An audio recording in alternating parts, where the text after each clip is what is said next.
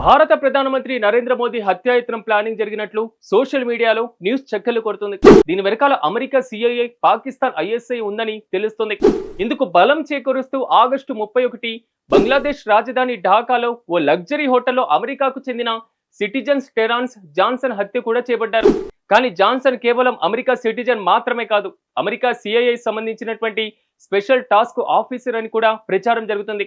ఇక్కడ విచిత్రం ఏంటంటే భారత ప్రధానమంత్రి మోదీ తన పర్యటన షెడ్యూల్ ని మార్చడం, అదేవిధంగా రష్యా అధ్యక్షుడు పుతిన్ సైతం సౌత్ ఆఫ్రికా విజిట్ ను క్యాన్సిల్ చేసుకోవడం, ఇద్దరూ కలిసి చైనాలో పుతిన్ కారులో పర్సనల్ గా దాదాపు 45 నిమిషాలు మాట్లాడుకోవడం, ఇవన్నీ కూడా ఈ ప్రచారానికి మరింత బలాన్ని చేకూరుస్తూ వచ్చాయి. ఢాకాలో ఓ ఫారెన్ ఏజెన్సీ హిట్ స్క్వేర్ ను ఏర్పాటు చేశారని రష్యా సీక్రెట్స్ ఏజెన్సీ అయినటువంటి కేజీబీ ఇండియాకు ఇన్ఫర్మేషన్ కూడా ఇచ్చింది. ఆపరేషన్ ఢాకా ఉందని ప్రచారాన్ని ప్రపంచానికి తెలిసేలోపే పాతి పెట్టేశారు. మనం సోషల్ మీడియా యుగంలో ఉన్నాం కాబట్టి ఇంత పెద్ద ఎత్తున ప్రచారం కూడా జరుగుతుంది. దీని గురించి ఏ కంట్రీలో కూడా ఒక అరెస్టు కూడా జరగలేదు.